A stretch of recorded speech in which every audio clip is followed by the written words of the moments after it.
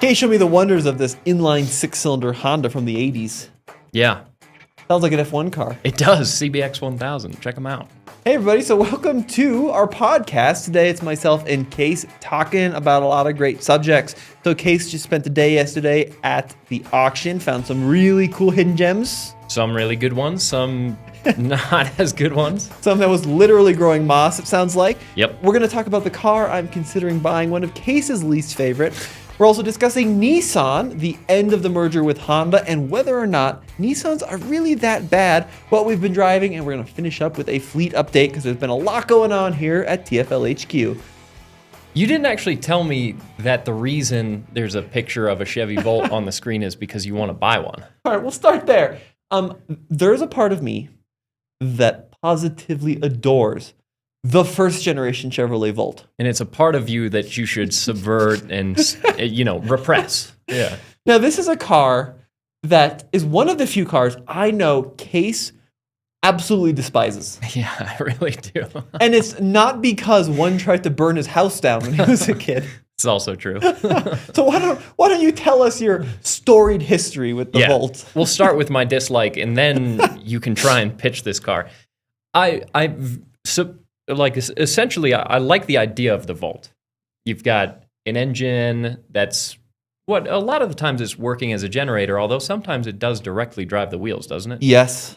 Yeah, so it's kind of an interesting powertrain because initially when the car came out, they weren't super clear about the fact that the engine actually does mate to the wheels at times. Mm-hmm. Yeah, no, for sure. And look, really the first mass market plug-in hybrid. Yeah. It was, the reason I'm really into the Volt is I just read this book called Car Guys versus Bean Counters. It's the story of Bob Lutz. And this is Lutz's, he was the VP of GM for a long time and in charge of product. And this was his favorite car he did. And he was in charge of some pretty remarkable cars like the Solstice and some really cool stuff. But this really was his brainchild and his baby. And the story behind it was cool. And the innovation behind it was crazy for the year. So I am attracted to it for the technology. It's much like that attractive librarian. You know, maybe outside the library, not very attractive, but in the library. Well, maybe once you get this librarian out actually into the light of day, you might see your mistakes. So my family got a Volt right when these cars came out. Like super early, right? Yeah. I don't remember what year, but it was a white Chevy Volt. It was my mom's car. Got it right when it came out. And shortly after, when the ELR came out, my dad was also really excited about the ELR, considered getting one and just barely didn't. The ELR narrowly missed my dad. But we were very excited about this car, myself included, when we first got it. And it was over time that I started to dislike it. One of the first things that I didn't like is the center stack. Amazing. On this. It does actually look kind of cool. Very cool. There are so many buttons in the center stack and they're like on the haptic, Chevy Volt. Right? They're not real buttons. Yeah, and so this whole system of buttons in the interior to use was terrible because there were just tons of tiny unlabeled buttons that weren't real buttons. So I will admit it looked cool, but it was a very busy center stack. The other thing is that as far as actually driving the car, one of the best things about having a vehicle with an electric motor is you get instant acceleration. Sure. Now, I'm thinking back to way, way deep into my childhood when I first started driving, and we had one of these cars, and this was usually the one that they would pawn off on me. You were like, I get the privilege of driving the future. Well, I remember when we got, later on, they got a Tesla, and you would get in that, and that had that instant electric motor acceleration. This, I believe that they actually programmed it to have a dull response to the pedal.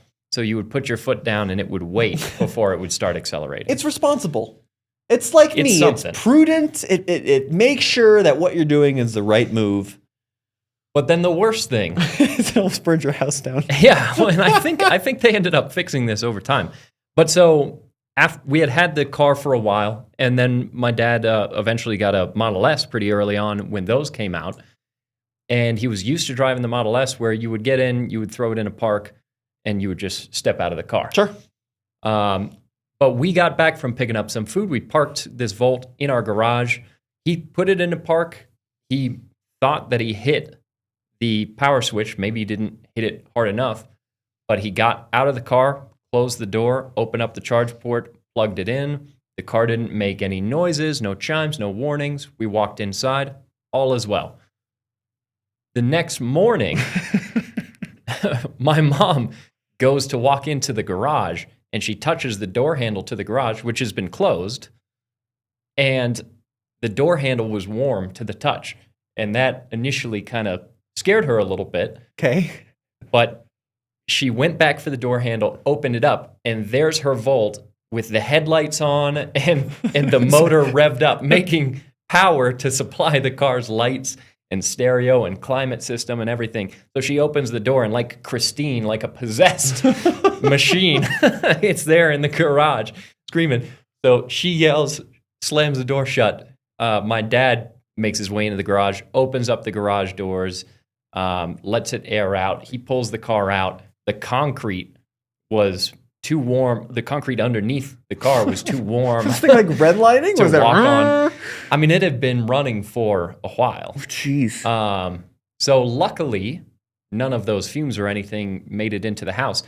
And look, I mean, ultimately, it was in operator error to not double check that the car had actually turned off. But on the car's end of things, it didn't warn us once we closed the door and left it without the key. Like most modern cars do, they warn you if, hey, you left the car on. And it's hard to tell because this being a plug-in hybrid, there's no engine running. You can't hear that it's still on. Right. And we plugged it in, and again, still no warning that, hey, this plug that you stuck in is not going to do anything because the car's still on. Right. And so because of that, overnight, as the climate kept running and the battery drained and the headlights came on, the motor had to kick on to run it. So my folks were upset that the car didn't have any systems in place for this, and they supplied us with a new Volt. Nice. So we went from a white Volt to, I believe, actually Silver Volt, yeah. silver Volt, and it was one or 2 or 3 years even newer. And then you fell in love with it. No, because we had we had like an F-250, and my dad had a Yukon and with the Model S. So literally every other car in the garage I would have rather driven than that. But typically, if I was back home from college, they would say, take the Volt. That's awesome. No, I mean, look, the story behind it's kind of cool because in the early 2000s, Toyota came out with the Prius, and then they really became like the poster child for environmental savings and for the future. I mean, it really is a Chevy Prius. Well, yeah, but what they did, which was cool, is they really leapfrogged the Prius, right? And they gave you 40 miles of electric range. And what's cool about Volts is, even though your house almost burned down, which I apologize about, they are kind of the cockroaches of the EV world, because I think Lutz was saying in this book that something like 8 kilowatt hours of the 17 was usable. So they designed this thing to last decades before you need battery replacement. So the battery failure rates are super low. And it was just such a cool idea that you could go 40 miles on full electricity. And when the battery dies, the engine kicks on. I mean, Case, you're not going to want to hear this.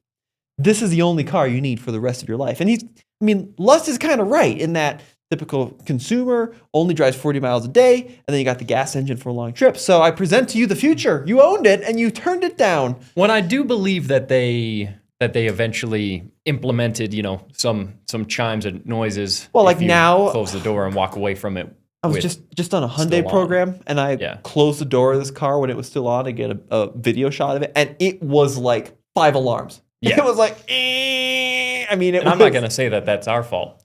So if you guys are annoyed because your car chirps too much, blame Case and his family. Yeah, for sure. Look, the problem is that consumers, they don't buy cars with their heads, they buy them with their hearts. And Cole, I want you to look up the original Chevy Volt prototype. It was so badass. It was rear-wheel drive, and it was low. It was this Ed Welburn design. And then this was one of the most egregious cases of, look how good that looks, to the actual car. Yeah, it didn't end up looking like that, huh? No. Why don't you get an ELR? Well, yeah, I could get ELRs are cooler. ELR is definitely cooler. We should pull up an ELR because So- this is kind of it's actually a slightly little known vehicle. And this is the problem with major corporations and just business is they had to make money on this car. So in order to do this, that was like a longitudinal Nice. layout. They had to put it on the Chevy Cruze platform. That's actually pretty good looking. And I think these Yes. made a little bit more power, didn't they? They did. Yeah. These were really good cars. They were like $95,000 when they were new. And they had the worst back seats, and they didn't drive great, and they were twice the price. They made It looks like a CTSV. They made no financial Coupe, sense. you know? Yeah. GM from this era, by the way, like I've never driven a Blackwing. Have you driven a Blackwing? No. Apparently they're amazing, and they're great. But this era, like the mid 2010s for Cadillac, my favorite Cadillac. Some of era. the early CTSVs. And, So cool. Yeah. Yeah, this super angular design they had Totally. going on. I mean, look at the back end. That's just, it is. It's a cool looking car. They did a really ELR good is pretty job. cool. Yeah, ELRs are freaking awesome. I Yeah, think that they're looks really like a neat. prototype. Yeah, but the production one is the same. Yeah, Yeah, it doesn't have doesn't mirrors. look that much different. Yeah. No, I mean this era, like you don't like it very much, but the CTSV coupe. Yeah, I just think that the rear quarter panel on the CTSV coupe is a bit extreme. Absurd. Yeah. But I think that the 2010s, the Cadillac was they kind of figured out from the early 2000s that they weren't necessarily going to be able to chase the Germans in driving dynamics. So they went with interesting, innovative design. They had the worst infotainment in the world. It was called Q, which is kind of making a comeback with haptic controls. But I really like this era. Yeah. It's cool. I think if you end up with a Volt, You'd be disappointed in me. you will but not that influences any of your decisions. But I think if you end up with a Volt, you will be excited about it for a couple weeks, you will live with it for a couple months, and you will sell it within 6. That is 100% correct. Yeah. Yeah. I think it would be very boring. I think it'll make for you like 1 or 2 or 3 or 4 good videos, maybe 1 or 2 good videos, Maybe and one video. a couple average videos, and then you'll be happy to see it go. Look, the crazy thing is, At though, best. to GM's credit, they take a lot of flack, but they were there. I mean, if they had that technology in modern crossovers, 40 miles of range, Yeah. like look how well the RAV4 Prime is selling. Kind of the same formula. It was a cool piece of innovation. The actual finished product wasn't exciting. Not that I'm sure that was I don't think that was really the intention. But it is an example of one of the times when GM really gets out there and does something out of the box, which they do every now and then. This is an example of that. Does look a little dumpy. I mean, it looks like a Chevy Prius. You're right. The second gen was way better, and I have no interest in the second gen. Yeah, Because that's they made it too.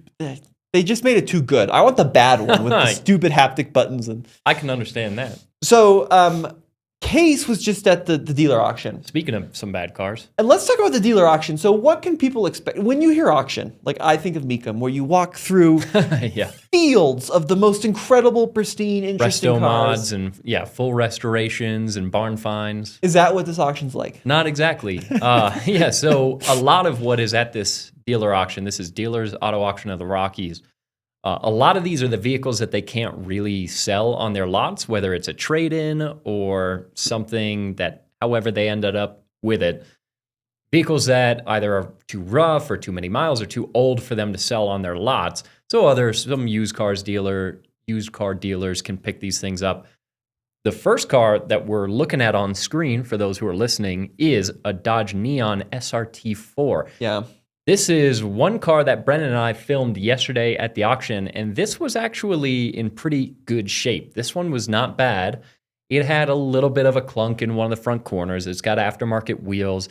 It's not the best example of an SRT4 in the world, but the body was in good shape. It didn't have a crazy amount of miles. I think under maybe 140,000 miles, if I remember right. Nice. And it drove okay. These are cool cars. First generation, the kind of the early SRT cars, they kind of went nuts with them. Yeah. I mean, not a lot of people, and unless you're a real life character from Breaking Bad, are passionate about the Neon. I'm not implying anything, but Neon owners nowadays. All right, the SRT4 though, this is a cool Neon. So big ass turbo on these cars, right? Yeah, 2.4 liter. Crazy torque steer. Yeah. Or so I've been told. I've always wanted to drive one of these. But this is like a really cool era when hot hatches were so much hotter than their just normal sedans or hatchback counterparts. And it was cool too because this was really peak Fast and Furious era when those movies were still in their first, couple, and they hadn't gone way over the top, but they were popularizing all of these modified cars. And so this was an example of a manufacturer kind of chasing after some of that excitement. So it's got a big wing, like you said, it's got a big turbo, it's got a boost gauge. It's got a low front end. Yeah. The crosshair grille. Look at that thing. Look And at a that. big hood scoop. So it was a cool car. Yesterday when we took it on the little test track that's here at the auction lot where you can check out and make sure the things that you might bid on actually drive, we took it down the straight and it was all wheel spin. Yeah. I mean, I genuinely love these cars because they're just It's so cool. crazy. I mean, look, the next generation of Chrysler SRT cars and front wheel drive, the Caliber, Yeah. horrible car. Just the worst car. But once again, crazy. Like 280 horsepower in the Caliber with the manual, this weird crossover thing that had the rigidity of a wet noodle. But like they were just going nuts with it. The other car this era I love are the Mazda 3 turbos, the Speed 3s. Yeah, the Speed 3s are pretty cool. They're awesome. And quick and a lot of torque steer. Now, the thing about this auction is I would say 99.8% of the cars there are, in a lot of ways, it's going to sound harsh, but they're kind of dealer rejects. Yeah, for sure. So it's either a high-end dealer like a high-end Mercedes that takes in a car on trade that they don't want on their lot, Yeah. or it's a car that a dealer's tried to sell, but it's not moving for whatever reason, so they try to dump it wholesale. Or sometimes it's a donate car. So if you donate a car to a local organization, it'll usually end up like a dealer like this. But the interesting thing is, because so many of them are reject cars, you can kind of walk around and get a good sense just in a small area of what used cars not to buy. Yeah. So it's a huge number of like 2010s Ultimas with blown CVTs. Yeah, or like North Star Cadillacs. Yes. Yeah. Perfect example. Like cars with fatal flaws that are hard to sell with mechanical issues that'll total the car. Collapsed suspension Land Rovers. Collapsed suspension Land Rovers. Collapsed suspension I any. saw 2 LR3s yesterday with collapsed suspension. Well, L3s are amazing. What's so going on? Clearly there's a fluke. Some Yeah. things happen there.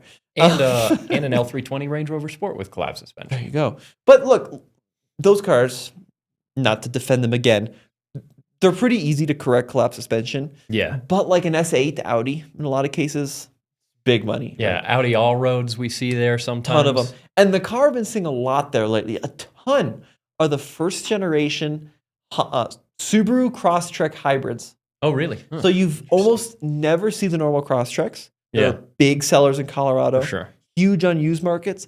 The hybrid was garbage, and you see them everywhere at these things. Yeah. Yeah, it's interesting. We saw some other interesting cars. One that I think you'll really like. Oh! Yes, Discovery 1 in actually pretty good condition, which is not a guarantee with these vehicles because they Are so good that are they pretty got cheap. exported to... Yeah, they're pretty cheap, so people don't necessarily always maintain them. But this one had an ARB front bumper. It had pretty good paint. It had a roof rack. It had hella lights And you on the didn't roof call rack. me? I know. I probably should have. It had rock sliders, and it was a 7-seater, so it had the seats that fold down from the side in the trunk.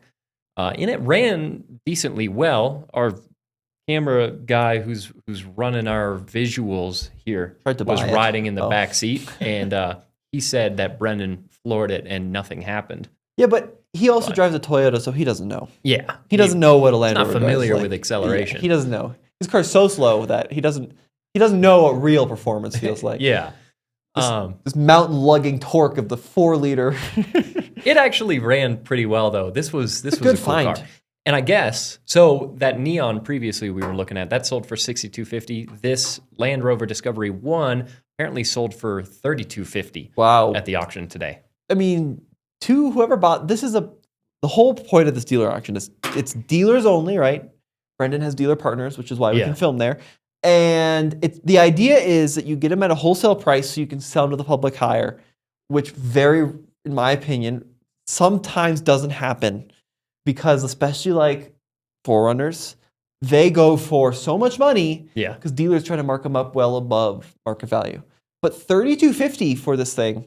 I mean, I see this on Bring a Trailer, 7, 8, 9 grand all day long. Oh, yeah. I mean, that 'Cause ARB, it was 140,000 miles. There were a couple bits of trim on the interior that had seen better days. But the paint was pretty good. It's got some cool modifications. If you threw a winch in that bumper and polished it up a little bit, yeah, you could get definitely north of 5. I mean, you just bought one of those ARB bumpers for yours. Yeah, What do those run? It's like a $1,500 bumper. Yeah. I mean, he's got another $800 on sliders. He's probably got $2,000 in that roof rack. Yeah, for sure. So, I mean, there's big money in this car.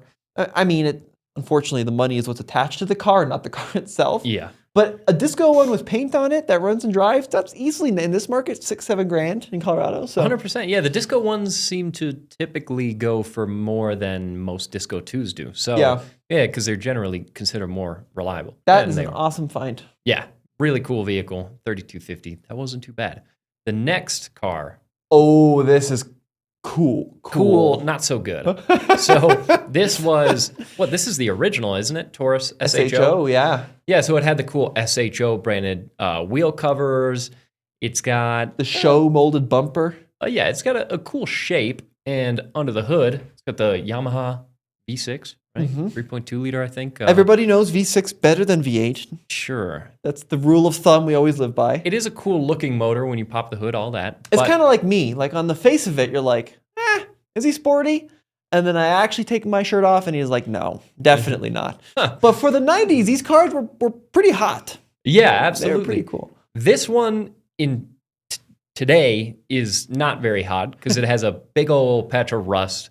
How does that happen? What keen-eyed viewers who are watching the video might notice that it's got a flat tire. Yeah, so this was not a nice SHO. In fact, it even looked like someone was welding in the back seat and sparks just put a bunch of holes in the headliner, and it looked like there was mold growing you don't think on the sunroof cover. It's a Taurus from the 90s. You don't think that's cigarette burns? It was missing half the dash. Well, no, it didn't look like cigarette burns, actually. Really? Yeah. It was welding. It looked like someone was running a metal shop in the back and sparks were flying. Just grinding all up in there. Yeah, in a way. So it was bad. This SHO was really bad. Apparently, Brendan said no one bid on it. Well, understandably. Listen, I don't know. It did run, though. It did it. Yeah, really. it ran. I don't know a lot about car design, but I don't think Moss improves much of the experience. No, it doesn't. And actually, I don't know if this is true or possible, but it can't be true. But Brendan pulled up Kelley Blue Book and typed in some of the information for this car, and it said in excellent condition, $600. Yeah, no. I mean, look, here's the problem with KBB is I think they are the gold standard for a 2015 Prius. Yeah, for sure. Or 2019 Nissan Rogue. But when it comes to enthusiast cars, like you can plug in a 944 turbo and it'll be like, it's worth $1,100. But realistically, there's going to be someone to bring a trailer that'll pay $20 for it, right? Yeah. So these cars can be worth money. Although you are right in saying that in bad condition, it's not worth much. It's basically not worth. It's not even worth the space it takes up. Now, I had an interesting thought, which I think you would appreciate as a man of fine taste. Your house, not a lot of carpet in your house. No, there is downstairs, but hardwood. Are you upstairs. a carpet guy or are you more of a hardwood guy? Depends on the space. I like carpet in like a living room, TV room kind of thing. But if you're like talking about an entryway, some place where you're wearing shoes. Oh, yeah. You're a hardwood tile guy, right? For sure. Why do we have carpet in cars? That's an interesting. Why don't we have linoleum in cars or tile? Yeah. Why don't we have marble floors in cars? It might be a little heavy. No, real talk. This is the real talk portion of this segment. Carpet in cars sucks. Marble floors in cars. You know what? Some of our really old Fords, like the Model A and the Model T, have hardwood floors. That's a good point, Case. Yeah, and that was the original. The problem is it's a little bit structural. But imagine sheet metal, a nice light maple on top. Oh God, that would be great. I've seen people in race cars do like some metal floor panels with like speed holes cut in them. Dude, that's very what I kind of need. industrial looking. Yeah, in a cool way. I am only half kidding when I say carpet in cars kind of sucks. Vinyl in cars and trucks a little better. Yeah. Hardwood floors in cars, game changer. It's actually kind of a fair point because no one takes their shoes off when they get in your car. And this guy was welding in his back seat. Imagine if he was welding over hardwood. He'd be in better shape. He would have been fine. Yeah. You could even do, you could plaster the ceiling. Yes, good point. Ceilings in houses. Headliners fail all the time. Why don't we do popcorn ceilings in cars? There's no Alcantara in my house, But but likes this idea. there is drywall. Why don't we just put drywall on the ceiling? This is such a. You're gonna design the heaviest car that's ever been made. It's like that Top Gear. Did you see that where they built a cabin in that S class? Yeah. Well, and didn't at one point James May had like a Volvo 850R that he built like a The whole chandelier. Yeah. I'm not saying you go that far, but there is some truth in. I wouldn't want any of the materials on my car in my bedroom. Yeah.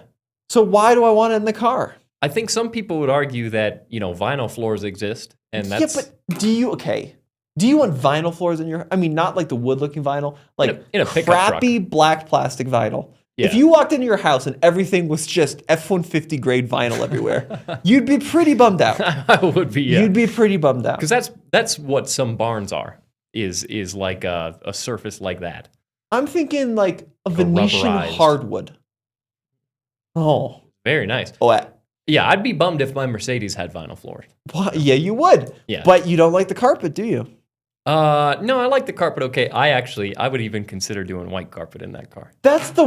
What the hell did we just talk about for the last 5 minutes? That's I the know. worst idea. I would do floor mats in there, maybe like a black You floor mat would and a do white. white I don't know. That might carpet. be a bad idea. The white and black, but that's not a car that I'm driving on snowy days and clicking the snow off of my shoes and swinging my feet in because it's a rear wheel drive, open differential '73 Mercedes. You know what you should do in that car? Teak. Teak. That's a good idea, actually. Maybe on the center console and like behind the rear seats on the little shelf. I think there's a lot of features from the house that would be good in a car. That Honda we have outside, built-in vacuum cleaner. Yeah. Imagine this. You've got teak in your car, built-in wet jet. That GLS 600 has got a refrigerator. Well, Yeah. it's like a champagne Why don't we include more things in our cabinets? trash cans. Trash can is Isn't a there good a car? idea. Yeah, a Volvo XC40 has a, we that's talked right. about this on our new podcast, Carish, which you can check out on wherever you get your podcast, Car-ish. I guess you guys wanted litter boxes in your car. I don't know how much time you're spending with a cat in your car. Okay, that was a bold move, but I was thinking about it a lot. Because also, litter boxes do fit in cars in a pinch. They, The litter box is not bigger than but most cars. the problem with the built-in with the litter box hanging out, as Mary pointed out, is you hit the brakes and the litter goes slamming into your back seat, and the cat ends up crapping on the windshield. She should be careful with her brakes. Bad situation there. No, I don't think maybe the litter box is a stretch, but like, okay, light bulbs. Why are light bulbs in cars some dumpy little thing you can't touch with your fingers? How big of a light fixture do you want in your car? Not like, I don't want the lamp, but like just a bulb.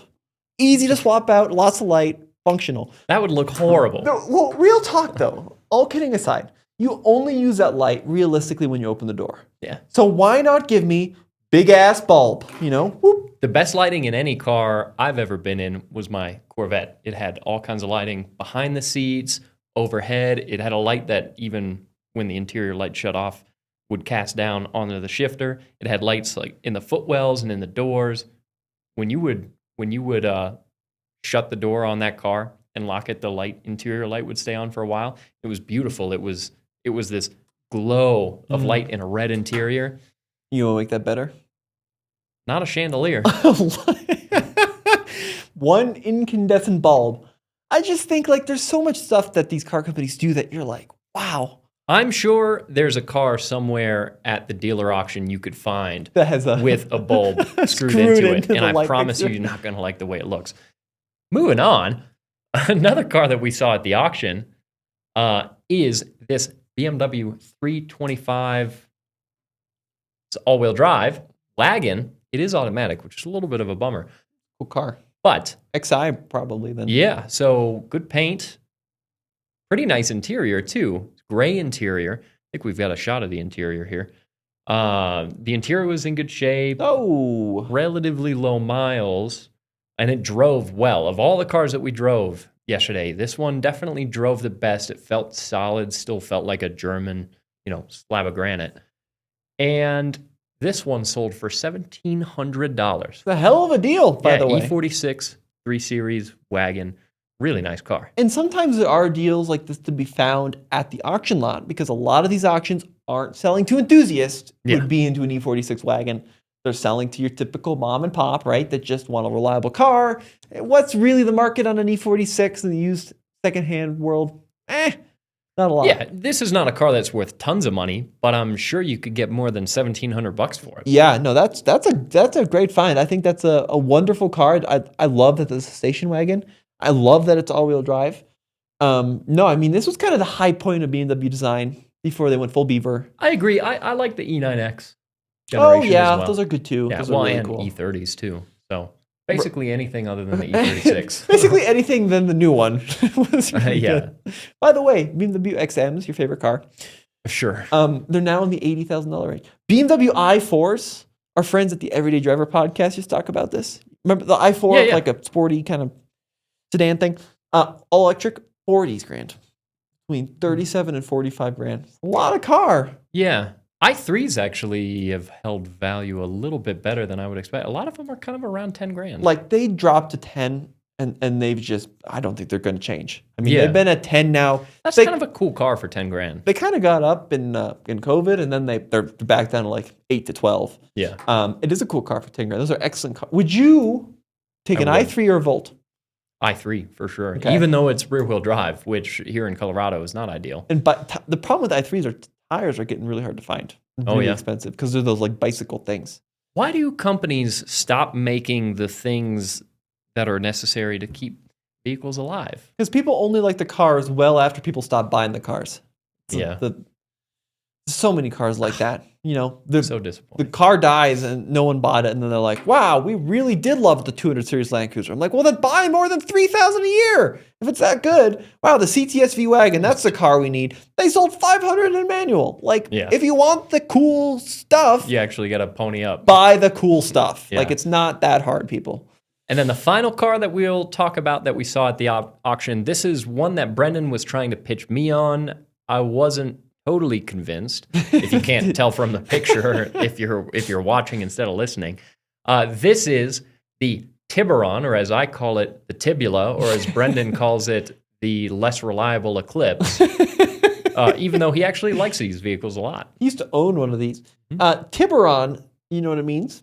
Tell me. Spanish in shark. Nope. Shark in Spanish. Spanish. Cool.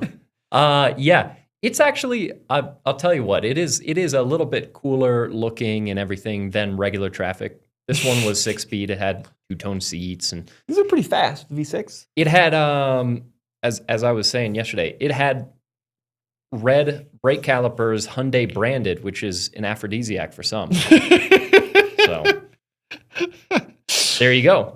Imagine Tibula. wanting. Do you think they were custom? The red Hyundai? No, it looked pretty You official. think they were factory? Yeah, yeah. You think someone was I like, think so. got the brakes on my Hyundai? Guess who makes them? Hyundai. Hyundai brakes, Hyundai branded. It's like buying Cheerios. Guess who makes my Cheerios? Kellogg's Cheerios. But imagine if your Cheerios said Kellogg's on them, like tire letters. You like tire I letters? would be excited about that. I love tire letters. Mm. I only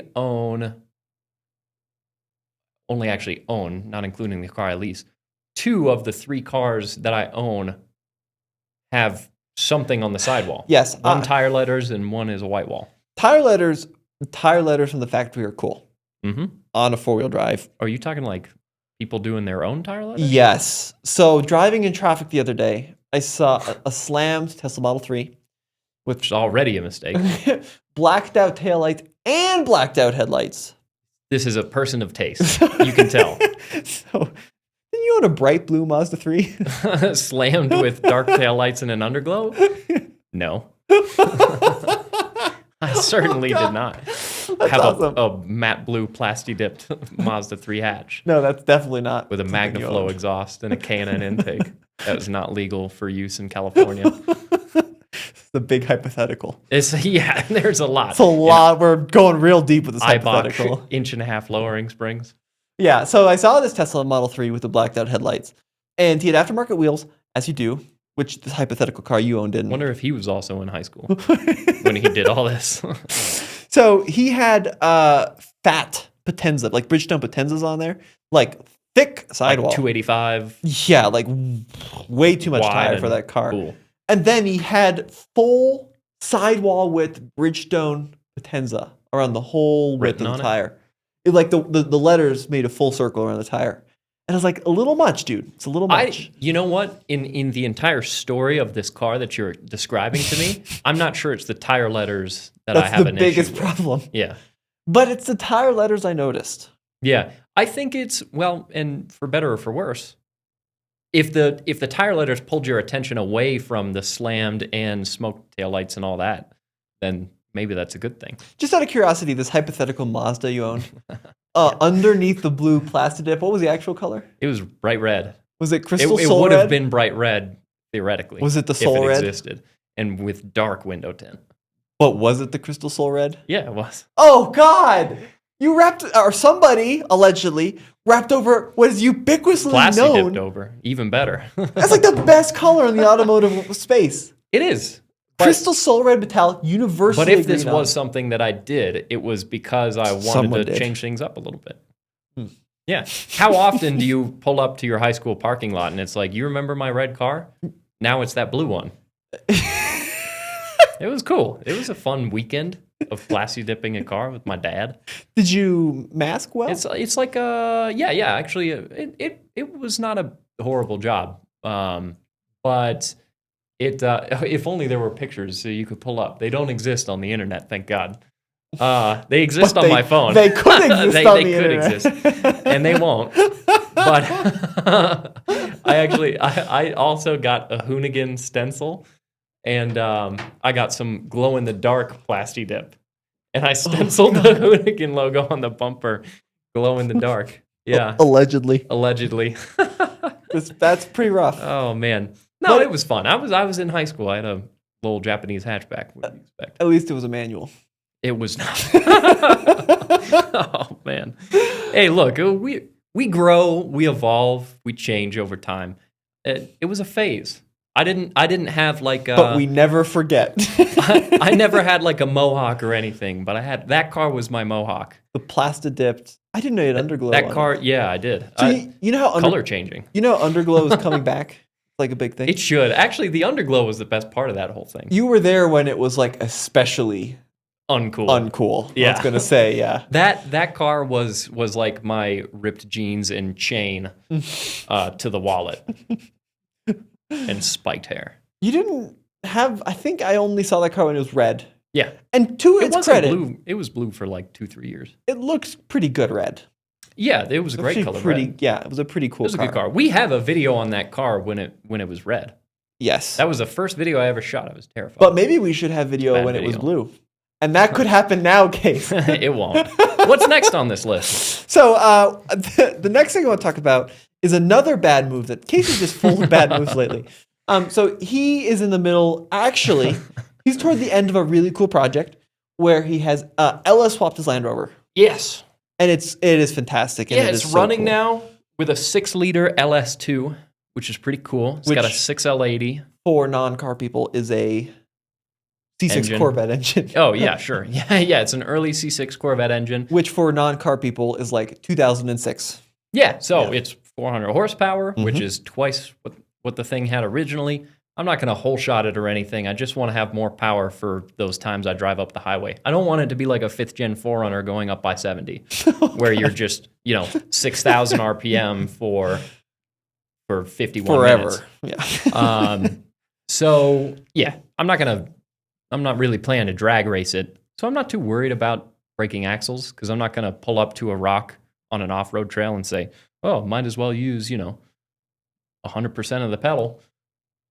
But we'll see. If I break axles every other week, then I'll figure something out. That's part of the fun of a project Yeah. is it happens in phases. But yeah, no, it's been a really fun and also at times punishing process putting an LS into an old Land Rover. Is that the bad decision you're talking about? No, that's the greatest decision ever made that man has ever made was inventing the LS and then putting it in Land Rovers. The bad decision I'm talking about is I think I was not prepared to know like the cost expenditure to this because it was a $3,300 Land Rover, and you're probably in at like the price of a Hyundai Elantra at this point Yeah. So in parts. that's what's interesting and what is new to me about the world of building an off-roader is when you get a pretty serious suspension lift, a new wheel tire setup. You do a roof rack, you do a light bar, you do steel bumpers, winch, lockers, upgraded axle shafts, an engine swap, all these things.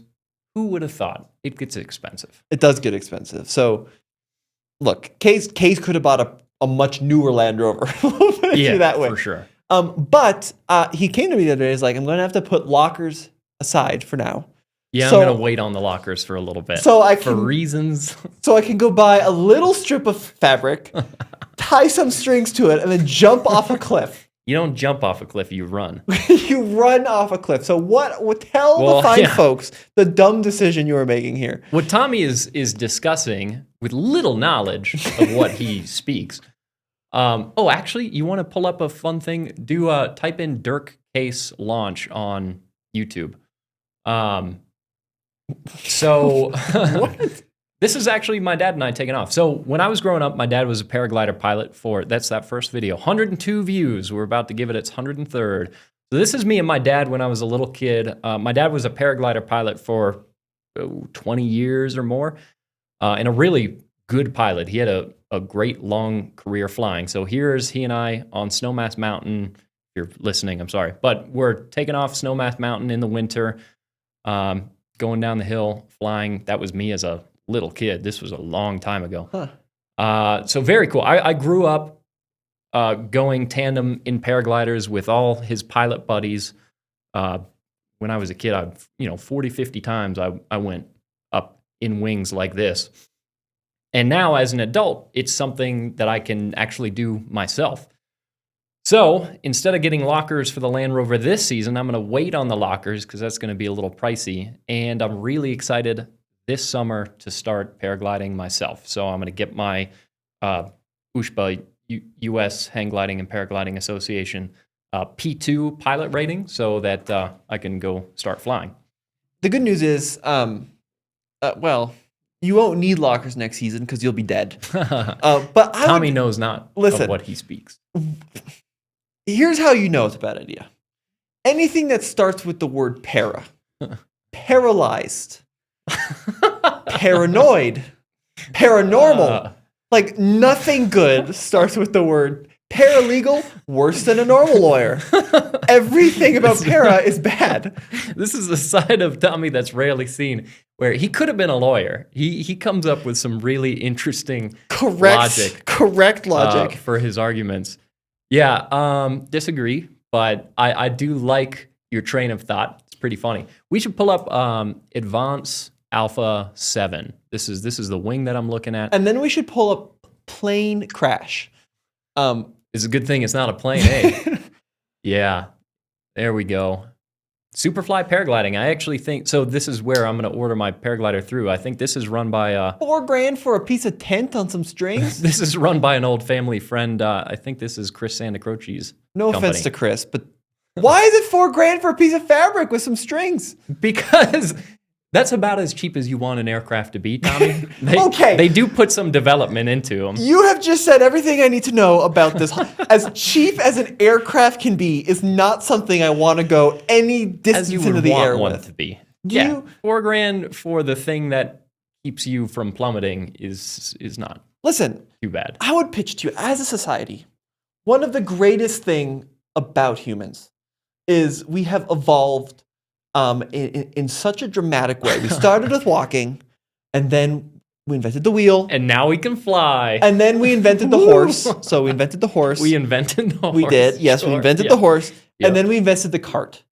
And then once we invented the cart, we realized if we put a motor on the cart, we don't need the cart anymore. It comes a car. So it sounds like you would rather a paramotor, which is where you're in one of these wings, but you have a big fan with a blender attached to your back. Yeah. No. You know what I want? A plane. Like, you are a car and motorcycle person. Yeah. You want to take the most interesting part of our life, get rid of it, and then just coast everywhere. Well, I'm going to do both. I will drive the Land. So here's another thing about Land Rovers, which you claim to be into, is that the classic idea of Land Rover people. You think back to Camel Trophy and everything. It's funny, actually. These days, I see car commercials that are trying to be like rugged and outdoorsy, and they'll show people paragliding in the background of like a Santa Cruz. Are you trying to say that the maintenance on your Land Rover has been so bad you're looking to jump off a cliff? I want a legal way to jump off this cliff. There might be some element of that. Do you need a license to go paragliding? But look, I mean, the class, yeah, more like it's not like you won't get arrested. I guess from my understanding, it's not like so much of a legally regulated thing, but sites are regulated where like you need a certain rating to fly certain sites. So you need a license to drive a car and a motorcycle and a plane and a ship, and you get paragliding licenses too. Yeah, but you don't need Different one. levels. Like if I try to drive a car without a license, I could be arrested. If you use this thing off a cliff, totally fine. That is not enough regulation. I don't know if you could get arrested. Well, so most people go ahead and get the licenses because they don't want to die. Yeah. So it's more of like a training. Exactly. Okay. Like, yeah, you willingly go get the license because it's part of the process of doing this and then getting home later in your Land Rover, which is an adventurous vehicle. This is an adventurous activity. They just match trying to well, live out the commercial. which is here. why you should. I mean, that's not the reason I'm doing it. Any activity where a stiff breeze can kill you, not interested. Actually, the stiff breeze is very helpful. You need wind going into the wing for the wing to keep, inflated. Any activity where a tree can kill you, that's why I'm not into woodchucking. Not into it. And that couldn't happen in a car? Well, you drive a that's Model a T, good Tommy. point. Yeah, a tree could kill you in a Model T. Yeah. I worry about your safety. I think that $4,000 would get you a much nicer, comfier hobby like chess. But a really good chess set. What would you spend $4,000 on? Get a hell of a clarinet. That's what I'm saying. A really decent alto What kind of saxophone. Land Rover guy are you? I'm just saying, man. There's You're trying a to pitch me on a clarinet instead of a paraglider. Oh, this is so disappointing. You come up with the word Most that starts with expensive. para. That's a good thing, and I will admit that you're right. I like that Cole is kind of like taking the role of Jamie on Joe Rogan's podcast. He's just like pulling up stuff related. So he's finding the most expensive chess set. Look at that. For $400, you can get a gold-plated chess set. The Royal Diamond chess set. It's only $400. Well, not to disappoint, $750,000. Why did it go from $700 to 100,000 pounds? 9.8 million. So this is interesting about chess we're learning is the most you can spend is $700 or $9.8 million.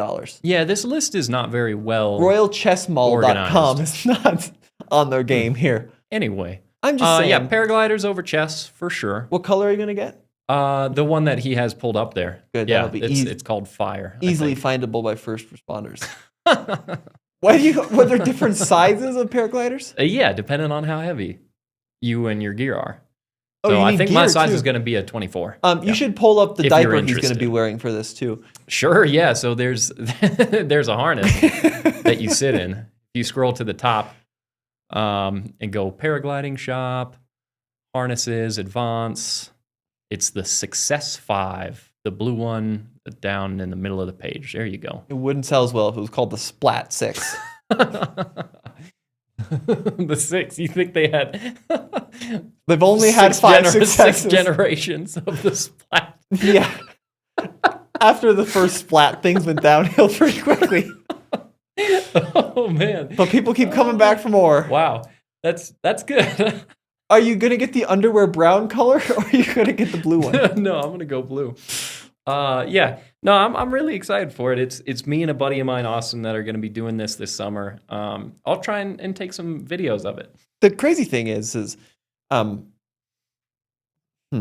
Case looks very cool in everything he does, and I doubt that. I think that it can look cool paragliding, but the starting, That's the most progress we've ever made. You admitting that? The start of it is called kiting.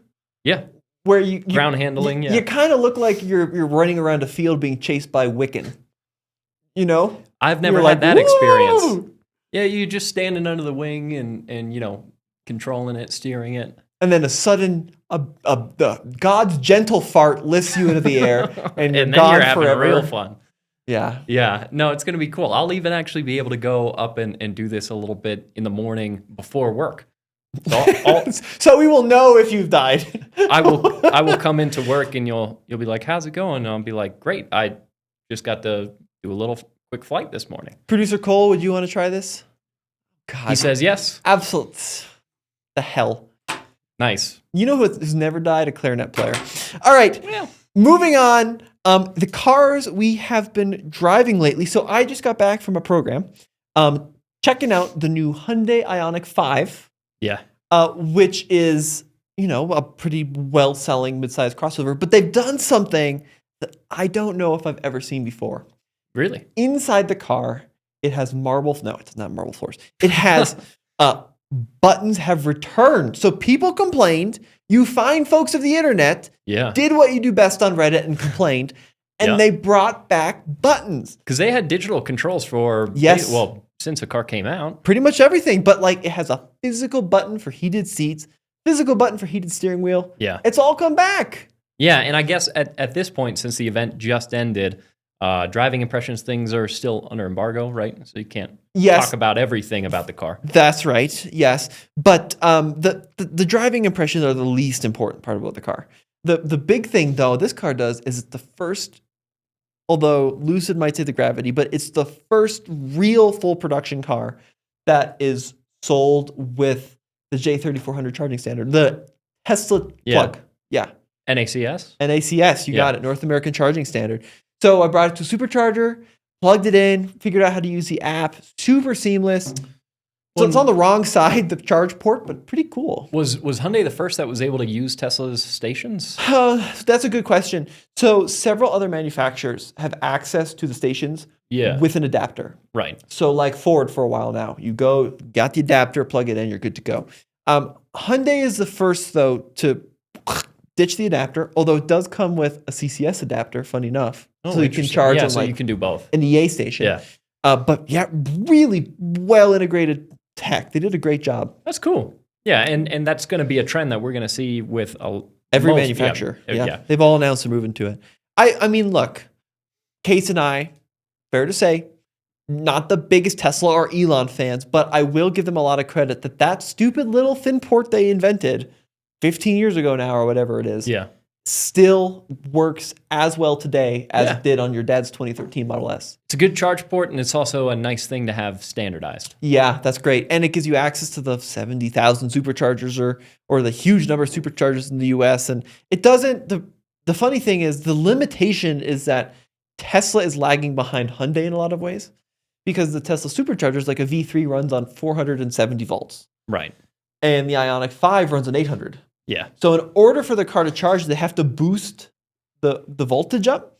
So because of that, you're limited to about 130 kilowatts on a Tesla supercharging station, whereas on an EA you can do 250, right? Yeah. If the station can do it.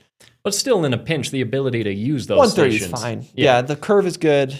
Yeah, they did that's a really cool thing that they did. So yeah, the car I thought they did an excellent job in, and we'll have a full driving video if you want to find out how it drives. There's a new XRT trim, like your off-road trim. But on that trip, I was trying to think, Case, can you think of another car that gives you four distinct characters of car in one model? What I mean is like the base model Ioniq 5, you can lease for $150 a month. Right. It's got basic interior, rear-wheel drive. Yeah, very practical, very sensible. Yes. Then you can get a limited that's got a huge panel sunroof, heated seats, ventilated seats, a lay-down front driver with a footrest. I mean, it's practically luxury. Yeah. Maybe a little bold saying that. But you also have Ioniq 5N, which is like a high-performance version, right? Low to the ground, super fast, well-handling car. And then you have XRT, which is like the lifted off-road version. All in one model. Well, you can get some versions of the Lexus LX that all in the exact same trim is not sure if it's an off-roader, a sports SUV, or a luxury car, and it's confused about being all three. With the F Sport? Yeah. Yeah. No, I mean that's about as close you can get. Like the LX, you got luxury. F Sport is sport, quote unquote. And then Over Trail is off-road. But like the Sport's not really sports. And Yeah, none of them are really, well, But like it would be if like BMW had the X5 and then they had an X5M and then they had like a jacked up off-road version. Yeah. And they do have an off-road package, but it's not really an off-road trim. It's just kind of like a What bright about plate the underneath. G-Wagon? Because they've got the professional. That's good. Okay, I'll give you that. Yeah, so you got like Professional, the AMG. the luxury, the Pro, and you got the AMG. That's a really good one. Yeah, Yeah, I well, think and the that's squared. perfect. And the squared, yeah. No, that's a good example of a car. I Yeah. didn't think about G-Wagon. Yeah, but yeah, I mean Hyundai's doing some cool stuff. Talked to the head of propulsion there, which is pretty cool. You can get really nerdy with some specs and stats, which I thought was Nice. fun. As if I wasn't nerdy enough. Yeah, so that's what I've been up to. And then next week I'm off to Sweden to go drive some Volkswagens in the snow. Yeah. And then So the that's week gonna be after cool. that, golf cart week. Yeah, exactly. He's going on a golf cart program, which is going to be very interesting. Now, I'm sure this is not going to be part of the program, but it would be true to the use case of golf carts. I don't believe that many people drive golf carts, completely sober. But I doubt they're going to integrate that into the testing. The Kawasaki funded the shot program you do before, Yeah. and then you progressively get drunker and drunker as you pilot this golf cart. Because it would be valid to know how easy is it to operate when you've been on the golf course for 17 of 18 holes and it hasn't been going well. I did ask my producer, I said, so where am I driving this golf cart? Dumbest question I've ever asked. Is it at a golf course? Golf course. Nice. In Palm Springs, right? Palm Springs, yeah. That's going to be cool. That's going to be a cool program, all jokes aside. Yeah, I'm really excited about it. We don't know a lot about it. We know it's coming, right? Because they've teased it. Yeah, we don't know what it's going to look But like. we don't know what it looks like. We don't know. Maybe it'll be really cool. Maybe it'll be propelled by something wild. So I'm getting excited about it. I think it'll be cool. It's definitely going to be interesting also just to see what kinds of media are on that event, because we do enough different kinds of vehicles. Oh, good question. That we run into some different circles of media. I've gone on side-by-side events where it's all specifically side-by-side media. I've been on a semi-truck launch and it was all semi-truck specific media. A lot of the car events that we go on are the same people that we run into all the time, Sophion and Alex Dykes. And, sure. Some of our good friends that we see on those events. So what kind of media is going to be on a golf cart event? Golf media. I don't know if there's golf cart media, but there's golf media. Yeah, maybe it'll be a mix of people who do specifically, golf coverage, like equipment reviews kind of things. Right. I don't know. I don't even know like if it's from the teaser I saw. The front end looks kind of golf carty, but maybe the back half of it is like a Suburban. Yeah. That'd be cool. Speaking of which, you drove the new Yukon this week, the AT4 Ultimate. Yeah, and we had it in the snow. We had it off road. I gotta say Heard it struggled. Andre said it kind of struggled. There was quite a bit of slip. So obviously they're not using the G80 rear locker anymore because that was in the old solid rear axle models. But the rear differential, I think it's an active limited slip rear differential. Oh, they don't call in the G80 AT4 anymore, huh? No, because it's an independent rear suspension. So it's a different rear end design. And this active limited slip rear differential on the new Yukon AT4, I got to say, acted a little bit like G80, maybe even slower to engage and lock up and send power to where it needs to go than a G80. Because anytime we would get, so the four-wheel drive system on this Yukon AT4 Ultimate was really good in the snow. It would be great for just driving around regularly. But it seems like when you get it articulated and you're hanging a tire, that's when it starts to struggle. Yeah, I mean, the thing about that AT4 is it's, I think it's a cool looking trim package. Yeah. Like it's got some aggressive tire on it. It's got Red toe hooks, right? But it's not a vehicle that I think is designed for regular trail use. Yeah, no. It's not a Bronco Wrangler competitor. And we said that in the video. That's not really the intention of testing it on the trail, is to see if it is that, because we know it's not. But it still is designed to be a more rugged trim. So it's interesting to see where those limitations are. And I think anytime you start picking up tires, you can get through it, but it's not graceful. Right. And I mean, especially if there was any more question whether or not you're realistically going to see these on dirt, it means $102,000 or something for the Yukon. Yeah. So it's Probably not. pretty serious money. Yeah, pretty big money. Yeah. So those are kind of some of the cars that we've been driving lately over this past week, and we've got a lot more coming. This week we have the 2025 Honda Odyssey with the vacuum. Remember we were talking about the vacuum earlier? So excited to do some vacuuming with the Odyssey. Perfect. And yeah, we'll have more content on the Ioniq 5, and my dad's in Sweden this week, and then Andre's going to Korea next week to drive some Hyundais in Korea, which is pretty cool. We've also got some vehicles company-owned that are a little bit newer to us, specifically one that your video just went up on very recently. Yeah. The Aston Martin. The car I cannot drive. So we bought this Aston Martin V8 Vantage. Yeah. And this car I've got a lot of kind of sentimental attachment to, because when we first started this company, this was the second car we had on test. We borrowed it from a local dealer, and we did some, I don't think we did a video. It took us like a couple weeks before we started doing videos, but we did a blog post on it, and it was a brand new 2009 Aston Martin V8 Vantage. And as a kid, when you're 12, like, that's the coolest car you've seen in the world.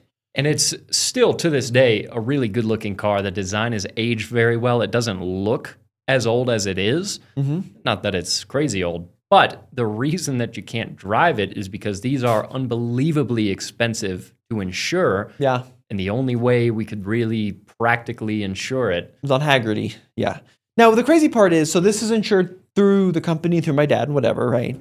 As with a lot of other vehicles we own, and typically not a problem. Like we drove a Model T up Pikes Peak, that's a Haggerty insured vehicle. Our 68 Mustang, Haggerty insured. And look, like we've also owned plenty of other cars that are way more powerful, 380 horsepower in this car, but we've owned, Hellcats, and we just sold a Ford Mustang GT with 485, right? That was fine. But Haggerty considers this in its insurance bracket, and I'd like to get some other information from other companies. Yeah. They consider this a supercar.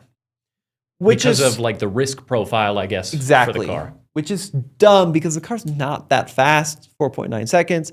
But yeah, because of I guess the risk profile of, like you said, of the types of things that happen with these cars.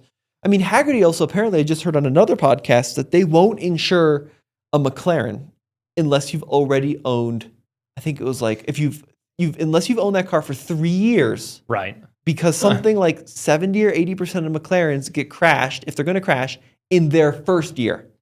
So the only way we were able to insure this is for your dad to be the only driver for it. And they specifically said, they didn't mention you, apparently you're fine, but they're like, under no circumstance can Tommy or Mary drive this car, which I thought was pretty funny. Interesting. Singling us out. But look, so these cars are getting pretty cheap, right? This was like $110,000, $120,000 car back in 2007. We bought it for $33,000.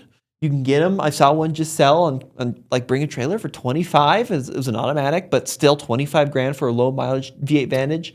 And this one's manual. It's a 6-speed, which is pretty cool. And interestingly, a lot of them are. So this was still an era where 2007, 2008, 2006 even, people were buying sports cars and they wanted sticks. Yeah. You could get this, is pretty terrible, but automated manual in these cars, which is a 6-speed manual transmission with a computer. Yeah, I don't think that's ever been a good thing in any car that's had an automated manual.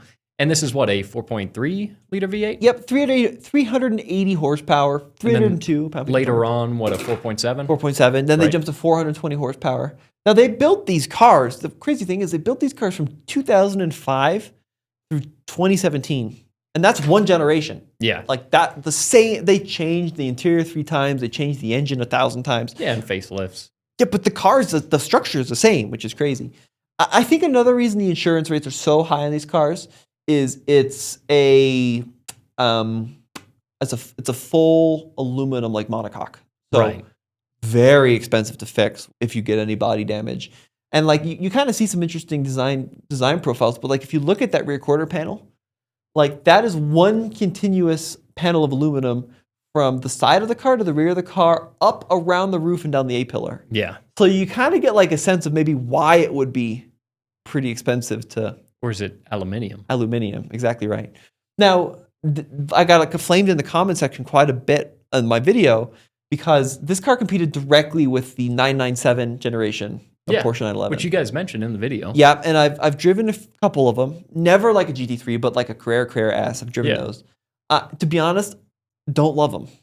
The 997s, really? Yeah, don't love them. Interesting. And I do love this car. Because I can see why you did get flamed. Yeah, well, exactly. Now you get it. Because this car has just a lot more character.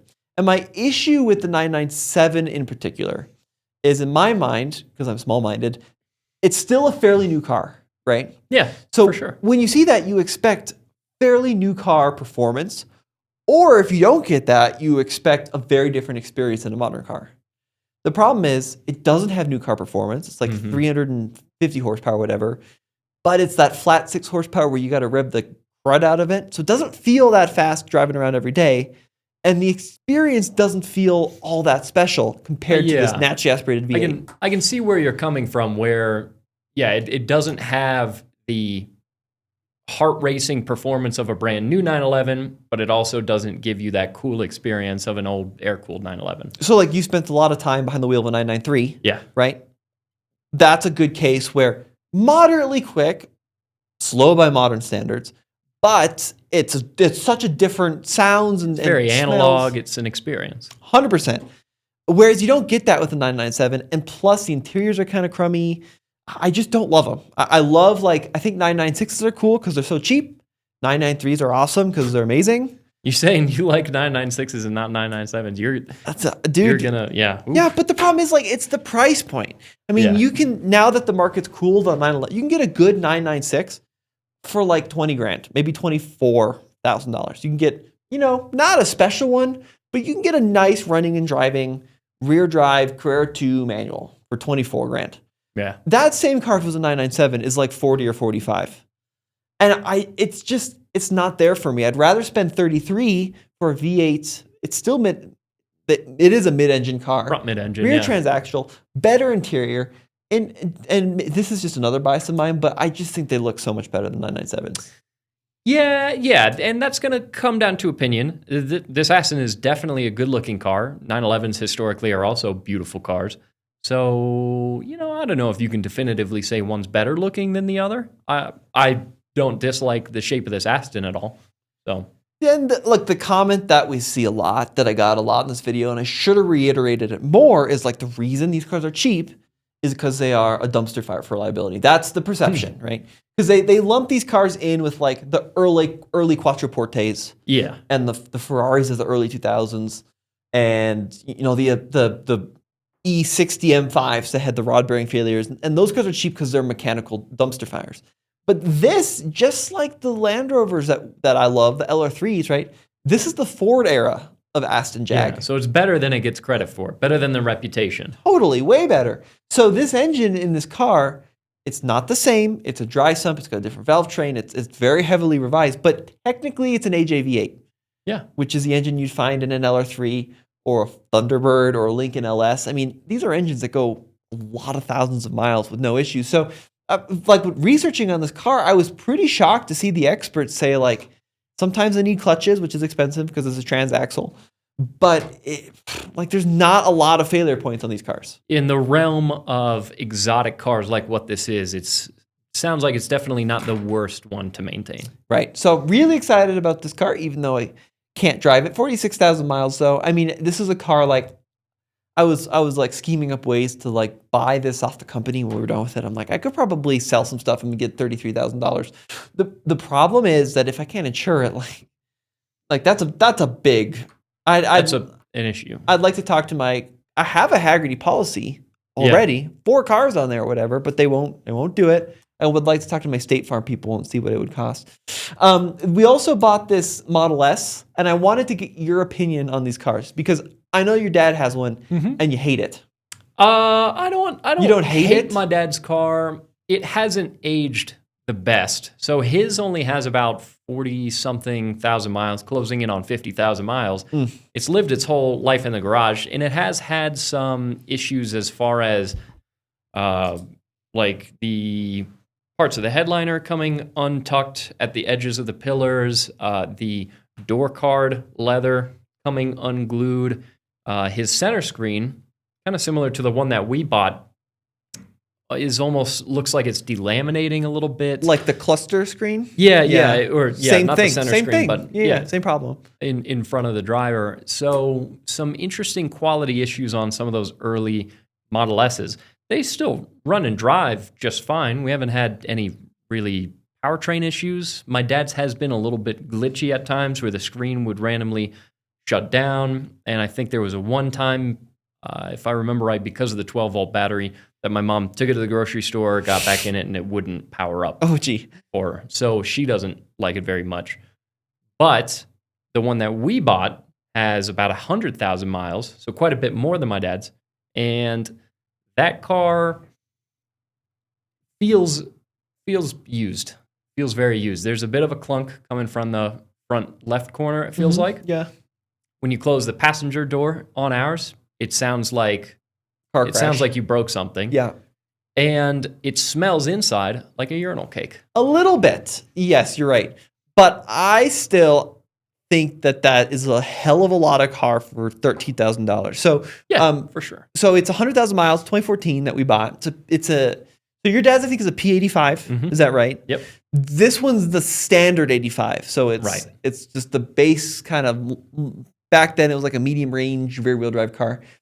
265 miles of range when it was new. We worked with our friends at Recurrent to track kind of battery data, and this car is currently reading 235. So it's lost 30 miles of range in 100,000 miles. Which is not bad. It's not bad. Look, I mean, I know that I think it's like 12% or something.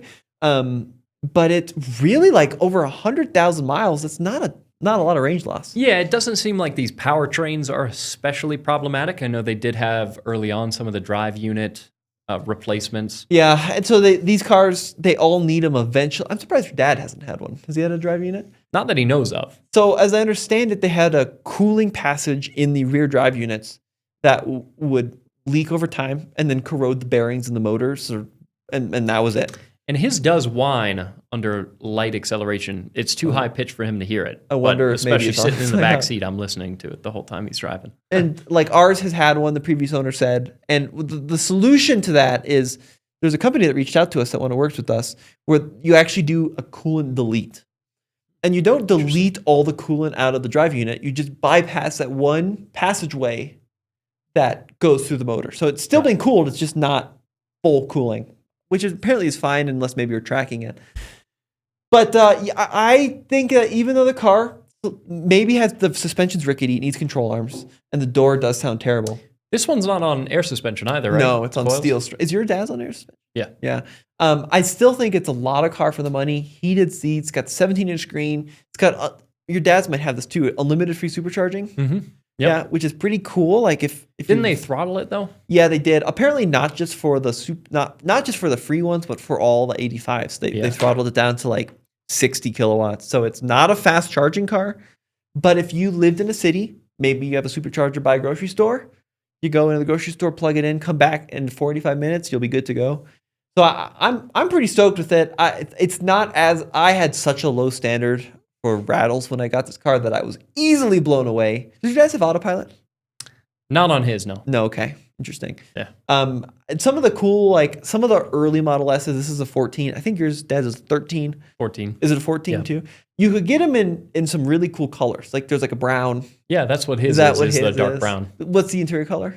Tan. Yeah, that was cool. Like every Model S is silver and black, so that's kind of a bummer. But they did like a dark green for a while. Mm-hmm. They had some cool reds, which I thought was cool when they started out. But yeah, I think that's a pretty rad little car. So we've got that, and then of course we got our 4Runner, 225. Yeah. Yeah, and you guys immediately took it to Moab. Sounds like it was pretty effective in Moab too. Yeah, really good. Kind of killed it. 100%. I was pretty blown away with that. And we talked about that a lot in the cold clicking on ads over here. We talked a lot about that in the previous podcast, but against the new Land Cruiser, thing was a beast off-road. Yeah, which you would hope for. And Andre and I went on the launch program for this a few weeks back. Oh, question. The Pro, does it have those terrible rear seats that the Tacoma Pro has? It does not. Okay, interesting. Yeah, which is probably for the best. But we went on the launch program for it, and we spent a good bit of time also with the Trail Hunter and with the Pro. Sounds like, from talking to some of the guys at the dealerships, at least with the Tacomas, but also with the orders that exist for these higher-end, higher trim 4Runners, even above where in the trim structure ours is. Most people are going for pros over trail hunters, even here in the Rocky Mountains. Really? Even though the trail hunter is arguably a little bit more the rock crawler and the TRD Pro is maybe the desert runner, sort of. But most people, it sounds like, are going for the Pro over the trail hunter because of the noise from the raised air intake right by the passenger window. What? Really? Yeah, because it's loud. That's And been the deciding factor? people aren't sure if they want to live with the sound. If you haven't heard it, it sounds kind of cool depending on how childish you are. It sounds kind of cool. I can understand why somebody might be a little iffy on living with that for the next however many years. So I haven't driven the new Pro. I've only driven our off-road. But driving the Tacoma Pro, I assume it's pretty similar. Yeah, I it mean, sounds the same. And it's like every time you get on the gas, especially with the window down, it's this like huge whoosh. Yeah, it sounds like a vacuum. And then when you let off suddenly, you hear a little bit of that turbo flutter. So it's cool, but I could understand why someone might not want to commit to that for the next however many years. 15, I guess, until they make probably another one. That's interesting. I mean, I think it's interesting that people are lining up for the pros in general because they're $68,000. Yeah, very expensive, more expensive even than the Tacomas. And that's before like any markup or whatever. Yeah, any possible, yeah. So, I mean, that goes to show that once again, like I've complained about the pricing, which I think is a little egregious on these things. Yeah, because even our TRD Off-Road isn't TRD Off-Road Premium, so we've got some of the nicer features. We didn't get, there was a $400 package we could have gotten that would have gotten us trailer brake controller and the rear view mirror camera, a couple other things, but mostly that trailer brake controller would have been nice. Yeah. But ours is still pretty well equipped. It's not a hybrid. I mean, like, but what I'm going at here is like, even though these things are expensive, people are still going for them, right? Yeah. And there's so many Toyota 4Runner fans out there that I think that there's a lot more price elasticity with this car than what a typical commenter would realize. So yeah, they're people still are buying selling them. Yeah, they're definitely still selling them, but understandably, I get why people aren't excited about the price hike because it is a big difference. Big difference. Well, not every single trim, but a lot of the trims that people are excited about, like the TRD models, are quite a bit more expensive than they used to be. Yeah, no, 100%. So those are the 3 latest additions to the TFL fleet, and we'll have a lot more videos on those coming up shortly. Like I'd love to do with this 4Runner. Got that snowplow in the front. Yeah. The chin. I'd like to take that out. And we kind of did it with the Tacoma already, but I'd like to see what the MPG difference is. Yeah, because it does actually make a difference. Yeah, before and after that enormous snowplow in the front. So we're going to have a lot more of that. I'd like to put some rock rails on this thing and maybe some tires. I don't think we're going to change the suspension because then it's hard to compare to modern vehicles. Yeah. Love to take a drag racing as well against Bronco and Wrangler. So we got a lot of cool stuff coming on this. And then Model S, same kind of thing. Like see what the range is after 11 years. And the Aston, just try to bash more 911 owners. That's the goal here. Well, guys, I think that's it for today. If you have comments, be sure to leave them in the section below. Yeah, or questions about paragliders. Nope, absolutely not. Those will be banned immediately. But if you want to support the channel, be sure to check out Patreon, which is also linked below. It's the best way to help support the team, and you guys are the best over at Patreon. And as this always has been Tommy. In case. We'll see you next time. Head over to alltfl.com. We got more videos for you.